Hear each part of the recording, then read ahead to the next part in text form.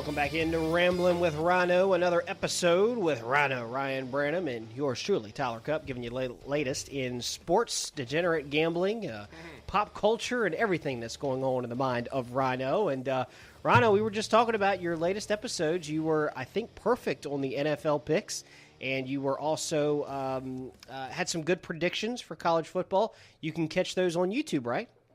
Yeah, YouTube, Ramblin Rhino on YouTube. On Spreaker. On Spreaker as well. Yep. You know, I guess we're still in the process of waiting for Steve Jobs to come back from the dead. They'll let us know if we can get on iTunes or not, but I don't know the difference. I mean, if you hit play, it plays. You know what I'm saying? I don't think iTunes adds any great feature. I think YouTube adds something with it. I like what you did on YouTube, that you're starting to put them on YouTube. I don't know how you're doing that. And that's the thing. I like these shows right here on YouTube. We're not doing anything but sitting in the studio, but if you're sitting on your couch, maybe you'd rather watch the reactions or whatever versus just I think the Dolphins will win this weekend, or, you know, whatever. I mean, it's up to you. You got options. You know, we're trying to get this thing going back the way it was when we left it off, and we got a lot to discuss. We talked a lot about on the Locker Room Sports Show the abysmal loss for the Gamecocks, the Tigers' dominance, the polishing of a turd. Oh, what's that about Columbia Water? There was a lot going on at Williams-Brice Stadium. It's pretty pathetic that Ray Tanner has to release a letter apologizing to the fans about a just terrible game day experience. And I can't even remember something like this happening where fans, I've heard advertisers, I've heard all types of people say, and spectators, people that aren't even Gamecock fans, hearing from other people saying just how bad the game day experience was. They apparently only had 2 concessions that they were offering. Columbia Water, that's not their problem. That's not a Gamecock problem. But not having like water in the fourth quarter, the DJ apparently was abysmal. The music was too loud and playing, terrible music. There were all types of stuff. I know personally firsthand, they did that whole reconstruction, making 4 lanes right there. They were finishing up the water pipes on Friday afternoon when I left work. So whether they got done, didn't get done, I don't know. And I'm sure one open end, could lose pressure. And it's a big difference between a couple businesses and 82,000 people trying to pee all at the same time.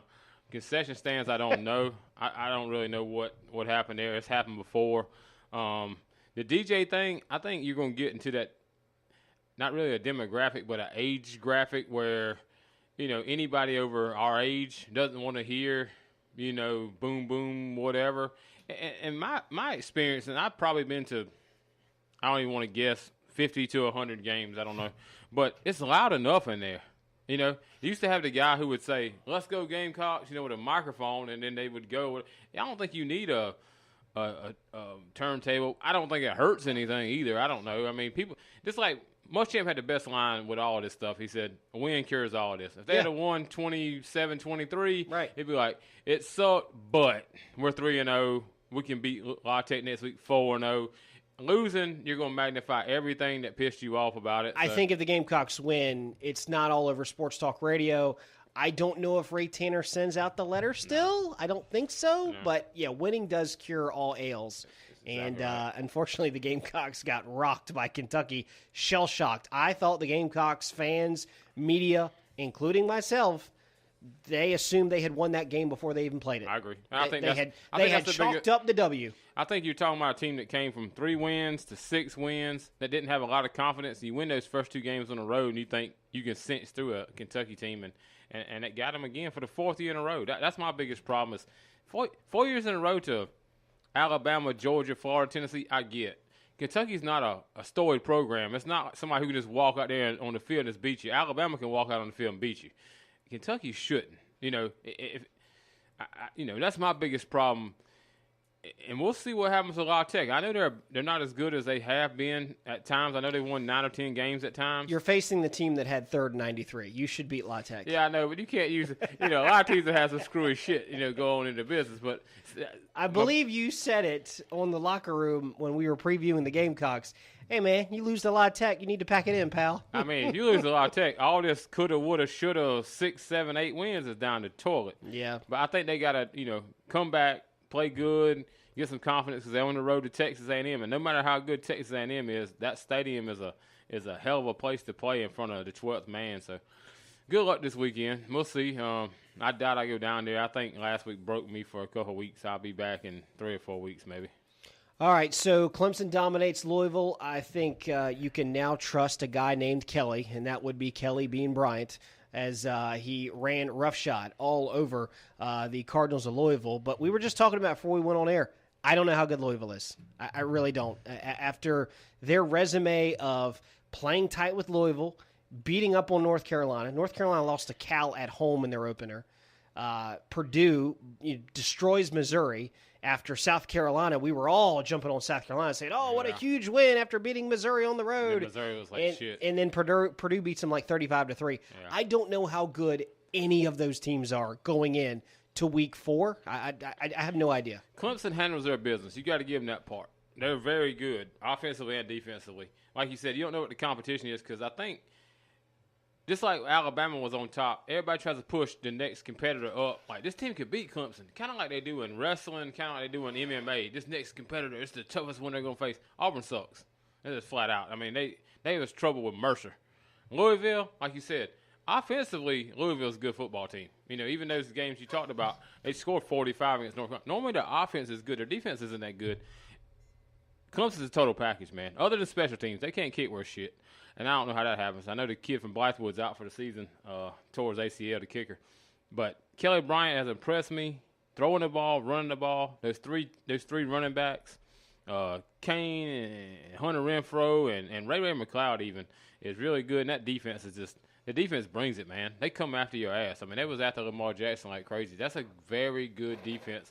And other than Alabama, and I really don't think Alabama right now is as good as Clemson. I think Clemson's head and shoulders above anybody in the country. I think so too. I think with Clemson, Alabama asses around in these games. They had Clemson 3 straight games have put it on people's ass. I mean, they've been 60 miles per hour flying up down the field the whole time, and then Alabama scores 14, and then they just kind of loaf for the next 2 quarters.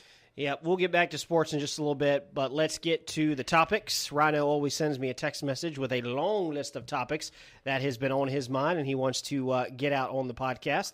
So the first one, we're going to have a slight disagreement on this. Clay Travis is a writer for, I think it's Outkick the Coverage, and he is a Tennessee guy, I think. Yep.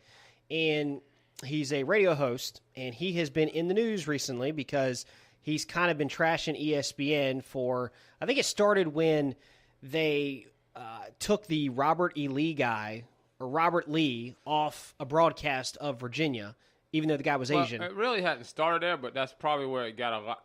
He's always been an ESPN hater. He's been an edgy guy. And then the Jamel Hill thing broke. We talked about that last week where, he was real big on being against that. And if you're going to fire Kurt Schilling, then you should fire Jamel Hill. Yep. He was saying they weren't consistent. So they bring him on CNN as a talking head. And I didn't think the joke was funny. When I first heard it, I didn't think it was funny. I really didn't.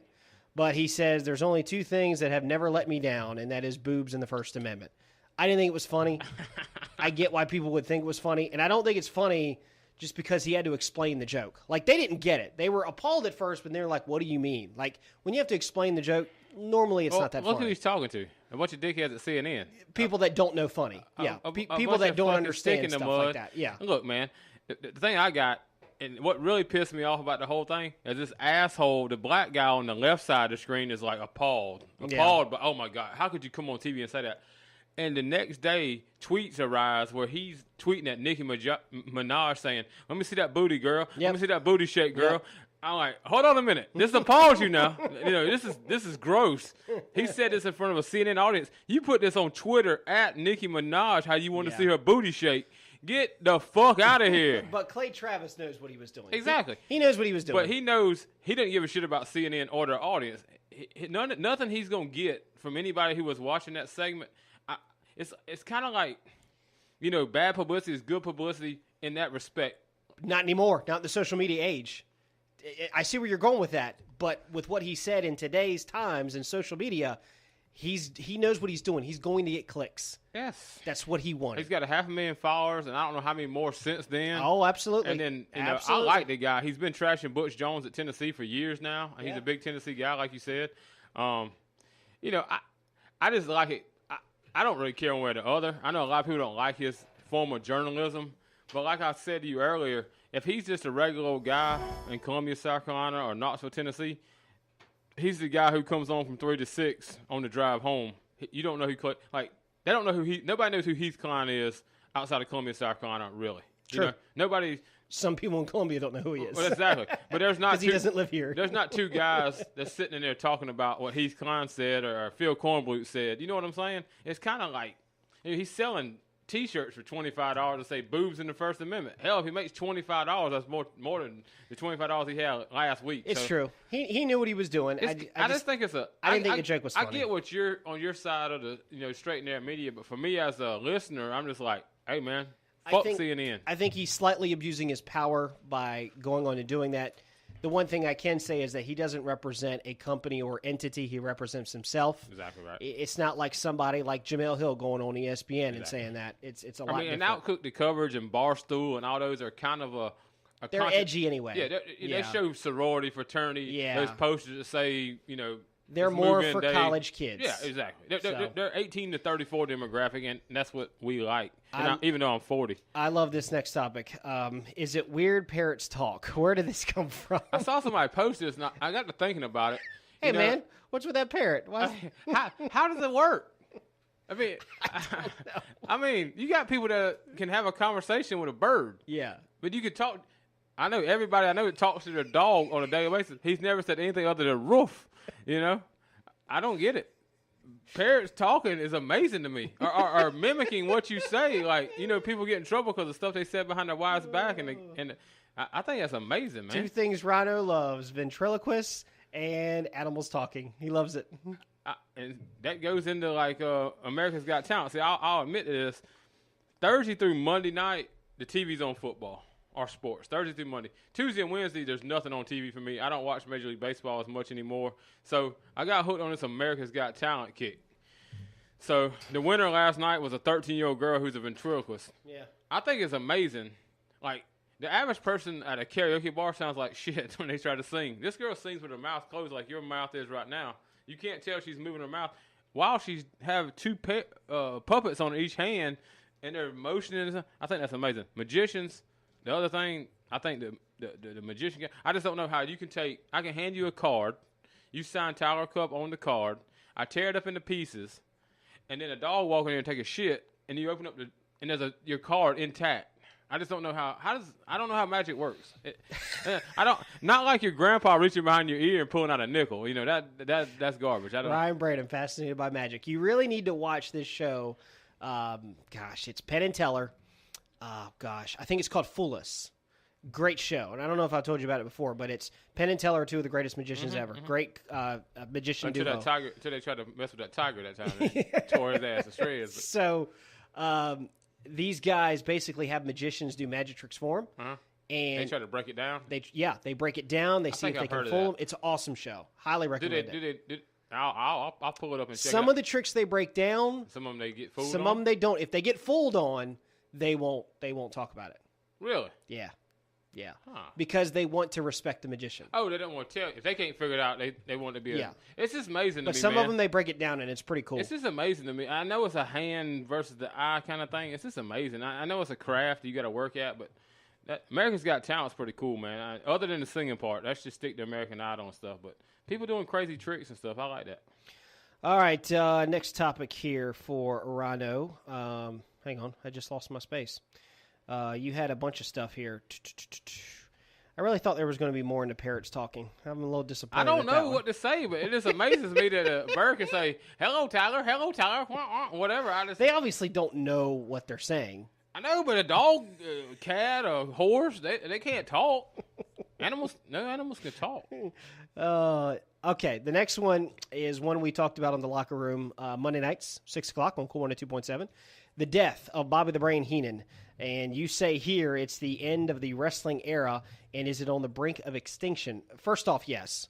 It's the end of our era, end of your era. But that's what I was going to say. 90% of my friends as kids watch wrestling. Yeah. Now, there's only 10% of those left that still watch it. Like, they don't know who Cesaro or somebody like that is, or even probably Charlotte Flair. They just know it's Ric Flair's daughter. But, with Ric Flair being in the hospital near death, a couple weeks ago, and And all these guys that we grew up watching, you know, Heenan was one of those guys that was a stalwart in the industry, and we're losing. You know, once we lose, when we lose Hogan and Flair, do you shut the door on the '80s wrestling for the most part? Once you lose Hogan and Flair, I think you have to. I mean, those are the two. That's it. I mean, you've already lost guys like Rick Rude, and you know, guys that were second tier. I guess you Junkyard Dog and those guys. I mean, you still got raggedy some bitches like Rock and Roll Express wrestling at Spring Valley next week. That's true. But I mean, those aren't. And that's not a joke. That's actually happening. No, I'll be there. I think it's in 2 weeks. Yes, October 8th. But the standard guys who kept going, like Ric Flair, like Hulk Hogan, the marketable guys. When is that next? When did that next era start? Like, if you was to close the door, was that start with? Like, a lot of people consider a lot of people consider the next era in wrestling after Hulkamania was 92, 93. That's when Bret Hart, Shawn Michaels became popular. But that didn't last long because then that turned in the Attitude Era, which everybody knows. Stone Cold, The Rock, Triple H. So that's probably the next chapter? Yeah, I would think so, yeah. Those guys are fairly young, and none of those guys have died. I'm a big fan of the New Generation era with Bret Hart and Shawn because that was me growing up as a kid. Yeah. That's what I watched. But a lot of people, it's the Attitude Era in terms of the huge major stars. But Bobby Heenan dying, it's also an extinction of the managers. We don't have managers anymore. I was going to say, if you... Paul Heyman is it. He's it. Yeah, and he's only a solo manager of Lesnar for the most part, and he doesn't do anything but talk shit. But if you want to hear about managers, I'll just throw this in. Pull up Jim Cornette on iTunes or YouTube. You can listen to him. It's pretty funny. He's a really good storyteller. I mean, he's a vulgar or foul, but you're listening to this show, so you probably don't care about that. But listen to Jim Cornette and some of his stories and how much money they made in different towns is a very interesting thing if you like wrestling back in the 80s. But, yeah, like you said, man, when there was Slick and Dr. Fuji and Paul Ellering, Paul Jones and J.J. Dillon, you had a bunch of, every – just even if it wasn't a manager, it was a Miss Elizabeth or, Sherry or whoever – now there's none of that. I mean, that's not even a part of it. And I can see Vince McMahon not wanting to pay somebody to just hang around. I guess they can market themselves these days. It's just not where the wrestling product has gone because it's a younger product. It's not older people watching it as much anymore.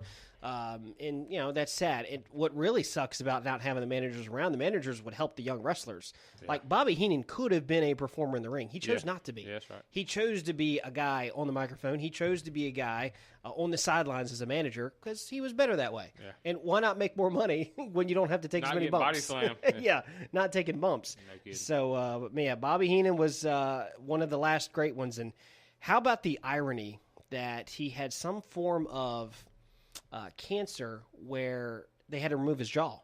He couldn't speak for the last 10 years. Oh, really? You didn't know that? No, I didn't know that. Nope, couldn't speak for the last 10 years. A guy who was all talk, that made his living on talking. Yeah, how's that guy was able to do it last 10 years? Able to talk? Yeah, that's tough. All right, next topic. One foreign country you'd most like to travel to. I thought about this one. I want to hear yours first. I'm curious where this came up and what do you want to do? Just random. It probably was something, off the coast, but not anymore. Not after Irma and Maria. I don't want to go to that cesspool. I see enough of that on the Weather Channel, man. Yeah, that's all flattened. I don't want to live in a hut. For me, it had to be like Greece, Italy, or Ireland. I mean, probably Greece maybe, or Italy, the old town, roaming through and just eating pasta all the time and pizza and stuff like that. I really am not a history buff. I don't care about seeing the ruins or the pyramids or any of that garbage. It would have to be somewhere that was a pretty place, lots of food, and a good climate. That's why it would probably have been anything in the southern hemisphere up until, a couple of weeks ago or a month ago. I don't want to, roll it back. You give me blue waters, fishing and eating on the beach. I probably would take that. I mean, I'd like to go to, I've always said I want to go to Russia, but not now. And I don't, Ireland, it would be cool to hang out. But there's nothing I want to see over there. No. I don't want to see sheep, and I don't drink Guinness. So I mean, I really don't care about that. I don't drink Guinness. Greece or Italy would probably be just because. Probably I'm with you on Greece and Italy. I'm with you on that. I mean, it's food, man. I mean, that's. I think Japan would be a very interesting place. You see movies that are set in Japan, and it seems like the city of Japan and even China, the technology that they have, and it appears so crowded to me. The lights, crowded, but the lights and the food, there just seems to be so much going on in those places. But I'm with you on Greece and Italy, because I'm fat and I love that food. So I could eat some pasta, the pizza, I could eat breadsticks all day long. Hey, man, let me get some of that souvlaki. Hey, man. Yeah, give me some souvlaki beef. That's what I'd be eating all day long. I like this next one. 2 sports celebrities you'd most like to interview. Who are yours? They're still alive. You go first. I gave you these to you. Well, let me say this. I think there are so many sports people that are transparent that I don't really feel the need that I would want to hang out with them because I kind of already know their personality. You see what I mean? This is my question. Something like a 48 hours exclusive. Everything you saw on E or TMZ. I'm talking about sit down and ask I'll go first. I mean, my first one would be Tiger Woods, and my soul sit down would be, and it would be a timeline. From when did you hate your dad for one from making you play golf? Did you hate golf at any point? And at what point did you realize this is something I can be really great at and be, as a career? There's hundreds, thousands of college golfers around the United States. You know what I'm saying? Not many went on Johnny Carson at 3 years old and hit a drive. But, when did you realize this could be lucrative? And then, you go through the steps. Okay, well, should you have gotten married at the time? Did you love this woman, or did you think, okay, I'm Tiger Woods, I need to be married? Is that a mistake you made at the time? But I don't know. What about the other one? And I'd go all the way through to the women, all the way through to now. I'd ask him, how do you end up with a Perkins waitress? Hey, man, what do you prefer, vanilla or chocolate? Obviously vanilla because it's always blondes. And then on the back end. What about them coffee bean Mexicans, man? The second one I would ask would be O.J. Simpson. Ooh. I would sit down, and I'm talking about, all things on the table. Now, he may not tell you all the things because he don't want to indict himself, and I get that. But I could see, what happened, why, did you do it? If everything was being equal, if he came out and just told the true story, and then, his life in prison, and since then, are you Khloe Kardashian's dad? I've got a few. Vince McMahon will always be up there for me. I think he's one of the most fascinating figures of our time. He's not sports, but Lorne Michaels of Saturday Night Live has always been a fascinating guy. I'm going to throw in Derek Jeter because he's always been a private guy. Manny Ramirez has always fascinated me. He doesn't do a lot of interviews, and I can't remember an interview where I saw him sit down and talk. Yeah, I agree.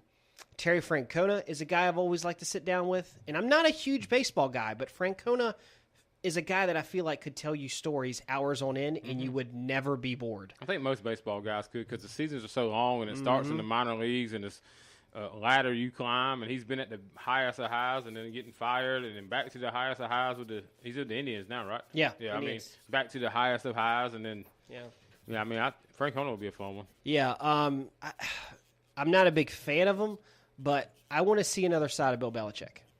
I want to see him not be the coach.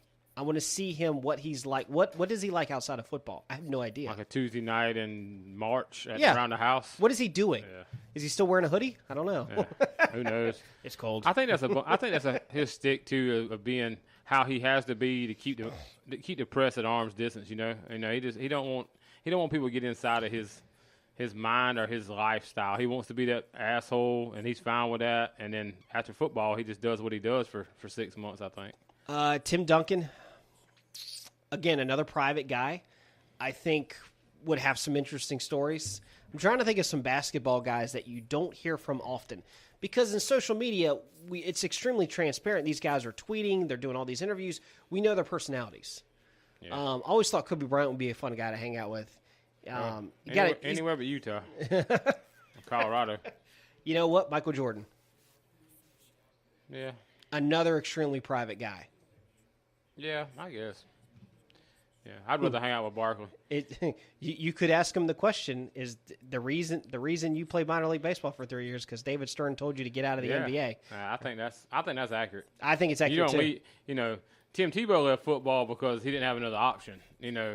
Jordan was at the top of his game. I mean, he just won 3 championships in a row. You walk away because that would have been a bad mark on him. Like Pete Rose, that would have been a bad mark on the NBA. It worked out, and he came back and won 3 more championships. That'd be a good question. Yeah. All right, your last topic here, the real reason NFL ratings. Okay, the real reason NFL ratings attendance is tanking and down.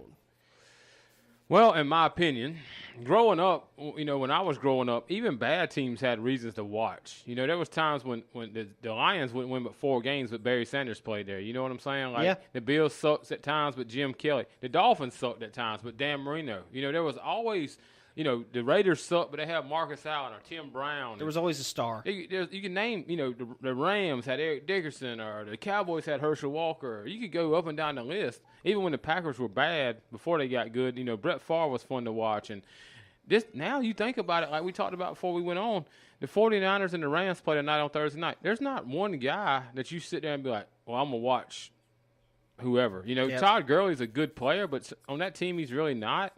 You're not going to watch it. And I know you're going to watch football on Sunday. You're an NFL guy.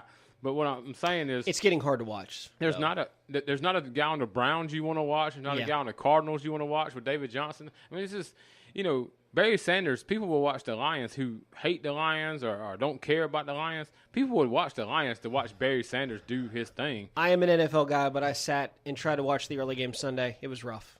It was hard.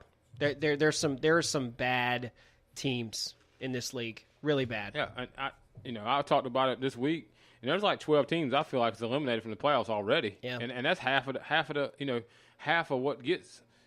12 teams get in, 12 teams are already out, so you got like six or 8 in purgatory right there that may have a shot. And who knows? Like the Panthers are undefeated, but they're not. They hadn't played good football. I mean, they won 9-6 this weekend or something like that. Mm-hmm. That's not. We'll talk about this later on, but like. Cam used to be a dynamic person to watch. He's not going to run the ball anymore. They have 1st and goal at the 1, and they handed the ball off 3 or 4 times and threw a couple and got stuffed. He used to be his rookie year. He's doing the quarterback draw. He's taking 2 steps to the left, and then he's going straight up the middle, and he's going to score every single time. He's not going to get hit anymore, and that takes away a dynamic player that was on his way up in the NFL. And as it pertains to L.A., I think it's oversaturated. I think you have way too much going on there. At the moment you have the Raiders. You have the L.A. Chargers. You have the L.A. Rams. It's oversaturated. I think it's just too much. I agree. I don't know. Why does L.A. need 3 teams? Yeah, and the thing about it is, like we've talked about before, you watch a Dodgers game or they go to it as a social thing, but people don't pay attention to the sports. They don't care. They go to drink and eat, and they have their laptops or their iPads in their lap, doing shopping or whatever while they're in the stands. Yeah, that's a bad idea. Well, speaking of the NFL, I went 0-3, so we are even 3-3 on the picks. Let's go through some of the games this week. You just don't care at all. Let's see here. A lot of small spreads this week. A lot of 3-pointers this week. A lot of bad games too. Yes. A lot of really bad games. You've got the Ravens and Jaguars in London. Why is it we always send Jacksonville to London? Nobody else wants to watch them. Jacksonville has played in London, I think, more times than anyone. I think so. I think every year. The Browns and the Colts. Is that the worst NFL game of the day? Yes. It is. Without Andrew Luck, it's even worse. Yep. With Andrew Luck, that gives you a guy, at least you can see whether he's good or bad or play. Man, with Jacoby Brissett and Tolzien and Frank Gore is the only guy that's going to get any kind of meaningful touches on that team. That's terrible. I already see a game I love, and I think you're going to hate it. Okay. Bills +3 at home. You got him. Done. Give me the Broncos. All right. Patriots are favored by 2 touchdowns against the Texans. I can't take the Texans. I can't do it. Rookie quarterback on the road? Can't do it. No, can't do it. Let's see Just here. like that little stupid Facebook profile we keep seeing, this lady with the Snapchat filter. I can't do it. I ain't doing it. Or whatever it is, I ain't doing it. I love the Lions at home. I'll take the Falcons. You'll take the Falcons? Yes. All right. I'm going against every rule that you should betting. You should never bet these road favorites like I'm doing right now, but I'll take them. I think we both agree the Giants are atrocious. Terrible. So I would take the Eagles there. Yeah, no. I will take the Tennessee Titans at home against the Seahawks. Yeah, I would too. Seattle scored 12 points against the 49ers. Get the fuck out of here. Chargers at home against the Chiefs. Chargers. No, I'm not. Bengals by 9. That one scares me. I feel like that line should be more. I feel like the Bengals should be a 2-touchdown. They hadn't scored a touchdown dog. yet this year.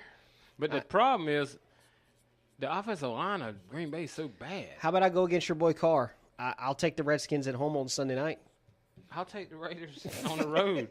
Give me them 3 favorites. Them 3 favorites on the road. I don't care. I'll take it. That's a good that's a good teaser right there. That's going to be a good game, I think. I think that's one of the games of the week. That could be a shootout. It could very well be a shootout. Shit to bed, that could be a good shootout right there. I think your games of the week are the Falcons and Lions. Yes. Well, Lions get a chance to prove that they're ready. You know, they're 2-0 and they pay Stafford $28 million or whatever. I think the Chiefs and Chargers is a sexy good game. Chargers desperate for a win. They haven't played that bad. It's just been their kicker has been terrible. I think Chargers and Chiefs is a potentially really good game. What do you think? No. No? You think Chiefs roll? I think the Chiefs score at will. Do you really? I mean, man, that Hunt kid's the truth, man. Those are always close games, though. Oh, I know. Chargers always do just enough to screw it up with 6 seconds to go. I think the Seahawks could open up and finally score some points against Tennessee. I agree. I do like Tennessee, though, but, yeah, I can see Seattle's got it in them. They just ain't let it go yet. I think Cowboys-Cardinals is a sexy good game. Cardinals started the season on the road, 2 straight games. And they're back home. They've had a ton of turnover. And turnovers. They've had a lot of bad, dumb plays happen in the first 2 weeks. They really miss David Johnson, though. I mean, they got 3 other guys that's trying to fill in for him, and I don't know. We'll see. The Cowboys got dusted up Sunday, so it's going to be like, a lot of people's on Ezekiel Elliott's ass about quitting on the team or whatever you want to say. Your upset special in college football is? I know you like Iowa in the 12. I like Purdue in the 10. I like both of those. That line keeps going down. I like both of those with the points, but not to win. My upset special, and it's a meager upset, is like Kentucky getting 1.5 to beat Florida. People are digging the Wildcats this week. Yeah. I just think it's more that we don't think Florida can do shit on offense, man. Their offense is terrible. Yeah. But, I don't. How about this for an interesting storyline? Clemson beat Kent State by, 56-3, something like that? Louisville has Kent State this week. Louisville's favored by 44. Yeah. It came out at 38 and went straight to 41, and now it's 44. You just got to think Lamar Jackson, after having a subpar game, they're going to just try to kill. Well, if Kent State runs, 20 straight draw plays, good God. If they score more than 3 against Louisville, it's a bad game for the defense. I mean, they're horrible. You could go watch a middle school game tonight and see better offensive play calling. Yeah, it's true. All right, so I'm trying to see if there's any other games in college football. It's kind of a down week in college football. Georgia, Mississippi State, I think, is one that's going to get a lot of people's eyes. Just because Mississippi State killed LSU and Georgia we don't know about. I think it'll be low scoring and ugly, but Notre Dame, Michigan State could have something on the line. They're both going to try to run the ball and play good defense. That's a traditional. TCU and Oklahoma State is ranked, but I don't think anybody's touching Oklahoma State until they play Oklahoma. I don't either. I watched Oklahoma State against Pittsburgh, and boy, they're good. I'm not sure how good TCU is. I know they beat Arkansas, which shouldn't say a whole lot. But Oklahoma State's the truth, offensively anyway. I mean, they haven't been tested on the defensive side. Oh, I want to throw my scenario. I put this on Twitter, and I got very interesting response. Okay. What if scenario? Mason Rudolph, the quarterback for Oklahoma State, is from the state of South Carolina. I think he played at Northwestern. Mm-hmm. What if scenario? If he is a Gamecock today, my what if scenario is, and I love to play these because they do it in the comics all the time, and I'm a nerd. What if scenario, Mason Rudolph is with the Gamecocks. I think Steve Spurrier is still the coach. I think he's still there. Mm-hmm. We obviously don't have Bobby Bentley and Jake Bentley. Mm-hmm. We don't have the Bentleys. And I wonder where this team is. But I think those two things are for sure. Spurrier is here, and Bentley is still – where was he before he came to South Carolina? Like Alabama, maybe? Auburn? Somewhere like that. Well, yeah, but then again, is Mason Rudolph under Spurrier at South Carolina? With talent around him. Is he Dylan Thompson, though? Or is he Perry Orth? Is he Connor Shaw? Or is he Mason Rudolph, Heisman Trophy candidate from Oklahoma State? You know what I'm saying? Mm-hmm. I know he's got some talent, but the scheme and the coaching and is it different? Will he still be Mason Rudolph, Heisman Trophy candidate at South Carolina? Right. Would he be as great? Would the offense be as wide open? Would they call these plays? Gundy's been doing that for years, for 10 years at Oklahoma State. And Spurrier. It could have been Spurrier's last great project, though. Yeah. I mean, from Danny Warfel to Connor Shaw to, say what you will about Steven Garcia. He was still a good quarterback under Spurrier. Yeah, he's a good quarterback. Wasn't Rex Grossman under Spurrier, too? Yeah, so a lot of good ones. My question would be is, how did so many people miss on Mason Rudolph? Off the bat, just off the paper, just no stats, no. I think it was because of Vance Worley. I think Vance Worley came before him and wasn't good and flamed out, and I think that's what happened. Well, let me just say, you look at a kid 6'5" off the bat. You know what I'm saying? I mean, this day and age, 6'5" quarterbacks aren't there very many. I just can't see how he made it to Oklahoma State, in Stillwater. I can't see how Georgia and Tennessee and Florida and South Carolina and every ACC, SEC, whatever. I don't see how anybody didn't get this kid.